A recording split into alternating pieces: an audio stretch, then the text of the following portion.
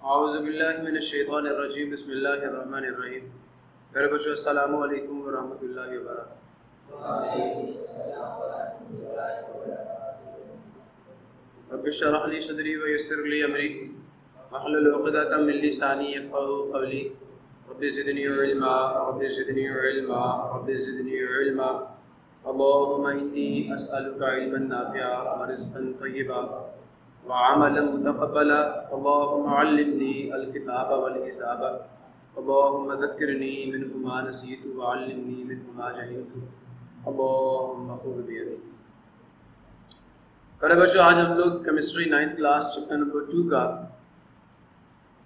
Lecture number 5 start करने जा रहे हैं। और आज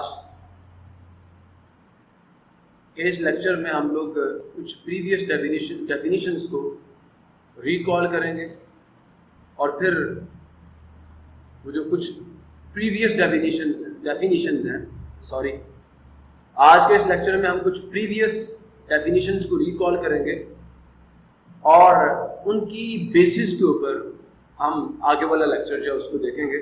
तो प्रीवियस लेक्चर में हम लोगों ने क्या देखा था जी? हम लोगों ने बात की थी जी सब एटॉमिक पार्टिकल्स की या एलिमेंट्री पार्टिकल्स की या fundamental particles of an atom की। और हमने कहा था कि ये फंडामेंटल पार्टिकल्स या सब एटॉमिक पार्टिकल्स ये वो पार्टिकल्स होते हैं जिनके मिलने से एक एटम वजूद में आता है, एक एटम बना हुआ होता है। बात समझ आई नहीं आई? ये वो पार्टिकल्स होते हैं जिनके मिलने से एक एटम वजूद में आता है, एक एटम बनता है।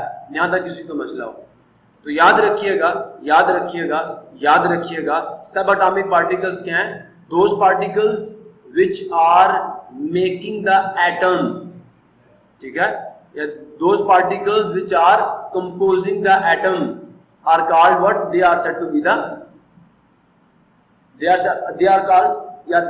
be the fundamental particles of an atom or subatomic particles of an atom। और मैंने प्रीवियस लेक्चर में कहा था कि अब ये कहते हैं कि electrons, protons and neutrons are called subatomic particles, तो तभी बात तो होगी, दुरुस्त होगी। अब हुजूर वाला फिर हम लोगों ने क्या किया? हमने स्ट्रक्चर ऑफ एटम की बात की कि एटम का स्ट्रक्चर या उसकी साख कैसी है। तो हमने ये कहा कि एटम के दो हिस्से होते हैं। एक हिस्से को हमने शेल का नाम दिया और एक को न्यूक्लियस का नाम दिया। शेल को डिफाइन किया, न्यूक्लियस को डिफाइन किया और फिर हमने बात की थी किसकी? इलेक्ट्रॉन्स की, ठीक है। इलेक्ट्रॉन्स क्या होते हैं? फिर उसी की बेसिस के ऊपर हमने प्रोटॉन को डिफाइन किया एंड सिमिलरली हमने न्यूट्रॉन को डिफाइन किया। अब देखिए दुनिया में बहुत सारे एटम्स हैं। हाइड्रोजन के एटम्स हैं, हीलियम के एटम हैं, लिथियम के एटम्स हैं, beryllium, boron, carbon, nitrogen, oxygen, 118 के करीब जो है ना वो डिफरेंट टाइप्स ऑफ एटम्स मौजूद हैं। सब में इलेक्ट्रॉन्स होंगे नहीं होंगे, सब में प्रोटॉन्स होंगे नहीं होंगे। बात को समझना, बड़ी इंपॉर्टेंट बात कर रहा हूं। हाइड्रोजन के एटम में भी इलेक्ट्रॉन्स हैं तो हीलियम के एटम में भी इलेक्ट्रॉन्स हैं, लिथियम के एटम में भी इलेक्ट्रॉन्स हैं। समझ आया नहीं यार? दुनिया में 118 किस्म के एटम्स मौजूद हैं और वो सारे के सारे 118 के करीब जो एटम्स हैं, सुन रहे हो, उनमें किस चीज का फर्क है? क्या जो हाइड्रोजन में मौजूद इलेक्ट्रॉन्स हैं वो और जो हीलियम में मौजूद इलेक्ट्रॉन्स हैं वो एक ही किस्म के हैं? मेरा सवाल समझ आया कि हाइड्रोजन के अंदर मौजूद जो इलेक्ट्रॉन्स हैं वो और जो हीलियम के अंदर मौजूद इलेक्ट्रॉन्स हैं वो दोनों एक किस्म के हैं या दोनों में कोई फर्क है? तो आपका जो ज़हन है इसके बारे में क्या कहता है जी? कि बेटा जी दुनिया का कोई एटम उठा लो, उसके अंदर से इलेक्ट्रॉन निकाल लो, वही इलेक्ट्रॉन बाकी तमाम एटम्स में भी होंगे। दुनिया में जितने भी एटम्स मौजूद हैं उन तमाम में इलेक्ट्रॉन्स एक ही किस्म के हैं, कोई मुख्तलिफ किस्म के नहीं है, ठीक है। All atoms in this universe are made up of same type of electrons. फर्क कहां पे है? हाइड्रोजन में सिर्फ एक इलेक्ट्रॉन है और हीलियम में फर्क तादाद का। मटेरियल सेम है हाइड्रोजन में मौजूद इलेक्ट्रॉन के अंदर जो मटेरियल लगा हुआ है वही मटेरियल हीलियम के इलेक्ट्रॉन्स में भी लगा हुआ है, वही इलेक्ट्रॉन। किसका फर्क आ गया? तादाद का फर्क आ गया। और तादाद के फर्क की वजह से एक हाइड्रोजन कहलाता है, एक हीलियम कहलाता है। इस बात को ध्यान में रखना। समझ आया? ये रिमार्क मैंने लिखा हुआ है, ये भेद है, ये राज है, ये सीक्रेट है जिसको आपने अपने ज़हन में रखना है कि दुनिया में मौजूद जितने भी एटम्स हैं उन तमाम में इलेक्ट्रॉन्स का मटेरियल सेम है, प्रोटॉन्स का मटेरियल सेम है, न्यूट्रॉन्स का मटेरियल फर्क किसमें है? तादाद में। हाइड्रोजन का जो एटम है वो हीलियम के एटम से कैसे डिफरेंट है? हाइड्रोजन के अंदर जो इलेक्ट्रॉन्स और प्रोटॉन्स और न्यूट्रॉन्स की तादाद है वो हीलियम के मुकाबले में क्या है? डिफरेंट, मुख्तलिफ। समझ आ गया? ये नहीं आया? इलेक्ट्रॉन्स की किस्म एक है, जिन्स एक है सब। जैसे मैं आपको मिसाल देता हूं, इस कमरे का डिजाइन देख रहे हो, लगी इसमें भी ईंटें हैं, और आगे वाले कमरे का डिजाइन देख रहे हो, लगी उसमें भी यही ईंटें हैं। फर्क किस चीज का? हो सकता है उसमें ज्यादा ईंटें लगी तो उसका डिजाइन इससे अच्छा हो, बड़ा हो, बाद में समझ आएगी। तो बेटा जो जो मटेरियल बढ़ता जाएगा चीज की किस्म भी चेंज होती जाएगी, लेकिन ईंटें जो इस कमरे में लगी हैं, जिस मटेरियल की लगी हैं, उसी मटेरियल की ईंटें उस कमरे में भी लगी हैं। फर्क किसमें आ गया? तादाद में फर्क आ गया। अब भी बात नहीं समझे? क्लियर हो गया? तो याद रखिएगा, रिमार्क में मैंने लिखा क्या है। रिमार्क कहते हैं अहम बात, समझने की बात, भेद की बात, राज की बात। Atoms of all elements in the world, दुनिया में जो तमाम एलिमेंट्स के एटम्स हैं, have same type of protons, electrons and neutrons. याद रखना, ये बात जिसको समझ नहीं आई वो मुझसे पूछ ले। सब के अंदर जो इलेक्ट्रॉन्स, प्रोटॉन्स और न्यूट्रॉन्स है वो एक ही किस्म के। क्लियर हो गया? फर्क कहां पे है? बट ये इसके बाद जो डिफरेंट चीज है ये बट के बाद आ रही है। बट कहते हैं मगर। लेकिन एटम क्या? Atoms of different elements have different number of protons, electrons and neutrons. फर्क किसमें है? जब एटम देखें, एक एटम है हाइड्रोजन का, दूसरा एटम भी आप हाइड्रोजन का पकड़े, उसमें इलेक्ट्रॉन्स और प्रोटॉन सेम होंगे, न्यूट्रॉन मुख्तलिफ हो सकते हैं तादाद में, किस्म वही होगी। हाइड्रोजन के एक एटम में जितने प्रोटॉन्स हैं दूसरे में भी उतने ही होंगे, ये मुख्तलिफ नहीं हो सकते। इलेक्ट्रॉन्स मुख्तलिफ नहीं हो सकते। न्यूट्रॉन एक एलिमेंट के एटम में मुख्तलिफ हो सकते हैं, उनकी तादाद मुख्तलिफ हो सकती है, मटेरियल वही होगा। प्रोटॉन यही तो असल चीज है। अगर दुनिया का आप कोई भी एटम पकड़े और उसमें कितने प्रोटॉन हो, बेटा वो हाइड्रोजन। एटम का नाम जो है ना वो उसके न्यूक्लियस में मौजूद प्रोटॉन्स की तादाद की बेसिस पे रखा जाता है।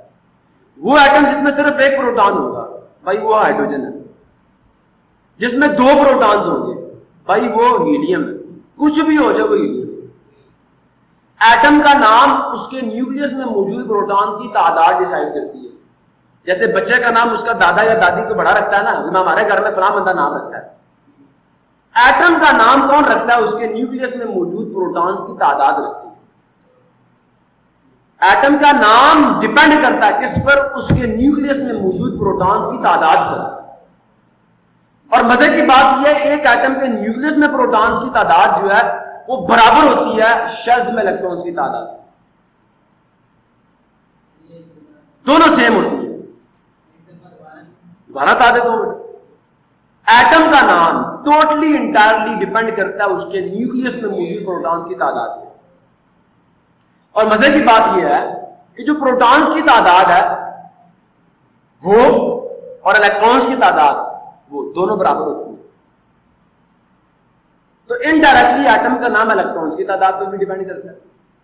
क्योंकि प्रोटॉन्स और न्यूट्रॉन्स दोनों सेम होते हैं। लेकिन मसला क्या है, इलेक्ट्रॉन्स क्योंकि केमिकल रिएक्शन में चेंज होते नहीं होते, एक्सचेंज होते हैं, शेयर होते हैं। इस वजह से न्यूक्लियस में प्रोटॉन्स की तादाद जो है वो पक्की रहती है। न्यूक्लियस को इतना आसानी से हम छेड़ नहीं सकते, इतना आसान नहीं है न्यूक्लियर रिएक्शन। इस वजह से एटम का नाम टोटली इंटायरली किस पे डिपेंड करता है, उसके न्यूक्लियस में मौजूद प्रोटॉन्स की तादाद पे, न्यूट्रॉन्स नहीं, प्रोटॉन्स।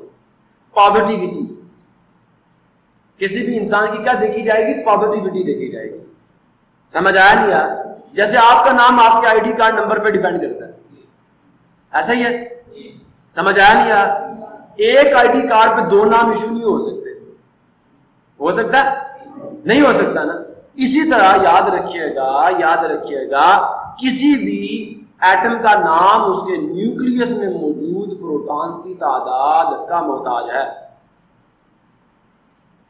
एक प्रोटॉन है ना तो भाई वो हाइड्रोजन है, हमने नाम रख दिया। एक प्रोटॉन वाला हाइड्रोजन है, दो प्रोटॉन्स वाला हीलियम है, तीन प्रोटॉन्स वाला लिथियम है, चार प्रोटॉन्स वाला बेरिलियम है, पांच प्रोटॉन्स वाला कौन है, बोरॉन है, 6 वाला कार्बन है, 7 वाला नाइट्रोजन है, 8 प्रोटॉन्स वाला ऑक्सीजन है, 9 वाला फ्लोरीन है, 10 वाला नियोन है। समझ आ रही? गौर से सुनो, ठीक है? ठीक है। और 11 वाला सोडियम है, 12 वाला मैग्नीशियम है, 13 वाला एल्यूमिनियम है, 14 वाला सिलिकॉन है, 15 वाला फास्फोरस है, 16 वाला सल्फर है, 17 वाला क्लोरीन है, 18 वाला आर्गोन है, 19 वाला पोटाशियम है, 20 वाला कैल्शियम। इसी तरह एटम का नाम टोटली इंटायरली किसी भी एटम के न्यूक्लियस में मौजूद प्रोटॉन्स की तादाद पर मुनहसिर करता है, ठीक है? वो मोहताज है किसका, किसी भी एटम के न्यूक्लियस में मौजूद प्रोटॉन्स की तादाद पर। ये बात याद है, ये इन्हिसार करता है किस पर, एटम के न्यूक्लियस में मौजूद प्रोटॉन्स की तादाद पर। कौन इन्हिसार करता है? एटम का नाम, एटम का नाम। ये मोहताज है प्रोटॉन्स की तादाद का, किसी भी एटम के न्यूक्लियस। क्लियर हुआ? समझ आ गया? एटम का नाम कौन रखेगा? प्रोटॉन्स की तादाद रखेगा। प्रोटॉन्स नहीं, प्रोटॉन्स की तादाद कितने हैं तो एटम का नाम पता चल जाएगा। क्लियर हो गया? सो बेटा जी ये समझ आ गया भेद की क्या बात थी कि मटीरियल सबका सेम है, तादाद मुख्तलिफ होती है तो एटम का नाम भी मुख्तलिफ हो जाता है। फिर जी जरा गौर से सुनना, टाइप्स ऑफ, याद रखना जो एलिमेंट्स की टाइप्स है ना, ये किस पर, मैं यही जो बात अभी आपसे की है यहां पे देखे, type of element depend, atom की जो किस्म है, ये जो एलिमेंट की किस्म है, क्या है कि ये सोने का एटम है, ये चांदी का एटम है, ये हाइड्रोजन का एटम है, ये कार्बन का एटम है, ये फ्लोरीन का एटम है, ये जो किस्म है एलिमेंट की किस्म डिपेंड करती है, वो मोहताज है किसकी, the total number of protons. It depends upon the total number of protons. ये प्रोटॉन्स की कुल तादाद की मोहताज है, ठीक है? और इसको हम एटॉमिक नंबर भी कहते हैं। किसी एटम के न्यूक्लियस में जो प्रोटॉन्स की कुल तादाद है उसका हमने एक नाम रखा हुआ, उसको क्या कहते हैं? Atomic atom number. इसको हम आइडेंटिफिकेशन नंबर भी कहते हैं। जैसे हमारा आईडी कार्ड नंबर होता है ना, तो एटम का आईडी कार्ड नंबर क्या होता है? उसके प्रोटॉन्स की तादाद। इसको एटॉमिक नंबर भी कहते हैं, इसको प्रोटॉन नंबर भी कहते हैं, और इसको एटम का चार्ज नंबर भी कहते हैं। 4 नाम है इसके। क्लियर हो गया? गौर से सुन लो, टोटल नंबर ऑफ प्रोटॉन्स जो है किसी भी एटम के, एटम का नाम उन प्रोटॉन्स की तादाद पर डिपेंड करता है, ठीक है? फिर सुन ले, type of element depends upon the total number of protons present in the nucleus of its atom. एक एलिमेंट के एटम के न्यूक्लियस में जो प्रोटॉन्स की तादाद है वो एलिमेंट की किस्म को डिसाइड करेगी, ये कौन सा एलिमेंट है, सोना है, चांदी है, क्या है। क्लियर हो गया? मैंने इसकी एग्जांपल्स नीचे लिख दी हैं। जैसे हाइड्रोजन है तो उसमें सिर्फ एक प्रोटॉन है, पक्की बात है हाइड्रोजन है। 2 हो गए तो ये हाइड्रोजन नहीं रहेगा, कौन बन गया? हीलियम बन गया। 3 हो गए तो क्या बन जाएगा? लिथियम। 4 हो गए तो बोरोन, 5 हो गए तो नहीं, 4 हो गए तो बेरिलियम, 5 हो गए तो बोरोन। 4 पे बेरिलियम, 5 पे बोरोन, 6 पे कार्बन। क्लियर हुआ? याद रखिएगा, total number of protons present in the nucleus of an atom को हम आइडेंटिफिकेशन नंबर भी कहते हैं। जैसे मेरा आइडेंटिफिकेशन नंबर का 61101538319 एंड सो ऑन, समझ आया? जैसे मेरा आईडी कार्ड नंबर है, इस तरह आपका भी एक आईडी कार्ड नंबर होगा, नहीं होगा? तो एटम का जो आईडी कार्ड नंबर है, जो आइडेंटिफिकेशन नंबर है, वो उसके प्रोटॉन्स की तादाद है। क्लियर हो गया? अब गौर से सुने, आपसे कोई बंदा कभी पूछ ले आइडेंटिफिकेशन नंबर ऑफ एटम क्या है, चार्ज नंबर ऑफ एटम क्या है, प्रोटॉन नंबर ऑफ एटम क्या है, एटॉमिक नंबर क्या है, मैक्सिमम एटॉमिक नंबर कहते हैं, ठीक है? तो याद रखना, the total number of protons, ठीक है, the total number of protons की जो कुल तादाद होती है प्रेजेंट इन द न्यूक्लियस, सुन रहे हैं? Total number of protons present in the nucleus of an atom, ठीक है, इस कॉल्ड इट्स एटॉमिक नंबर, ये उसका एटॉमिक नंबर होगा। प्रॉब्लम किसी को गुजरे वाला। उसके बाद एटॉमिक मैस नंबर। मैस का मतलब होता है आवाम, गिनती, कुल आवाम। इस कमरे में कितनी आवाम बैठी हुई है जी? समझ आ गया? अब एटम के न्यूक्लियस में सिर्फ प्रोटॉन होता है, सिर्फ प्रोटॉन होता है या साथ कोई और भी होता है? बोलो ना ऊंची से, कौन होता है? एटम के न्यूक्लियस में प्रोटॉन्स के साथ कोई और भी रहता है या नहीं रहता? कौन है वो? न्यूट्रॉन। तो जब मैस नंबर की बात होगी तो अब क्या होगा कि न्यूक्लियस में जितने भी पार्टिकल्स हैं उनकी टोटल तादाद क्या है? सुन रहे हो? तो याद रखना, एटम के न्यूक्लियस में जो टोटल नंबर है किसका? प्रोटॉन्स का एंड न्यूट्रॉन्स का। अब ये दोनों की कुल तादाद है, मैस नंबर है ना, तो फिर सबकी तादाद बतानी पड़ेगी। जब एटॉमिक नंबर होगा तो सिर्फ प्रोटॉन्स की तादाद बताई जाएगी। बात समझ आ गई है? The total number of protons and neutrons present, present का मतलब क्या होता है? मौजूद, ठीक है? The total number of protons and neutrons present in the nucleus of an atom, एक एटम के न्यूक्लियस में जो कुल तादाद मौजूद होती है प्रोटॉन्स और न्यूट्रॉन्स की, बेटा it is called its atomic mass number, वो उसका मैस नंबर होगा। क्लियर हो गया? प्रॉब्लम किसी को? नेक्स्ट लेक्चर में हम बात करेंगे टाइप्स ऑफ एलिमेंट्स की, एलिमेंट्स की, एग्जाम की बात करेंगे, रिएक्शंस की टाइप्स की बात करेंगे, और फिर अपने चैप्टर के अंदर जो असल चीज़ें हैं जो आपने पढ़नी है, जो आपसे पेपर्स में पूछी जाएंगी। ये केमिस्ट्री पढ़ने के लिए कुछ बेसिक डेफिनेशंस चाहिए थी, वो मैंने अभी आपको दे दी हैं। कुछ थोड़ी सी रह गई है, वो कल इंशाल्लाह कवर कर लेंगे, और उसके बाद आपके जो चैप्टर के टॉपिक्स हैं उनको क्लियर करेंगे, ठीक है? तो नेक्स्ट लेक्चर तक के लिए अल्लाह हाफिज़। पाकिस्तान जिंदाबाद।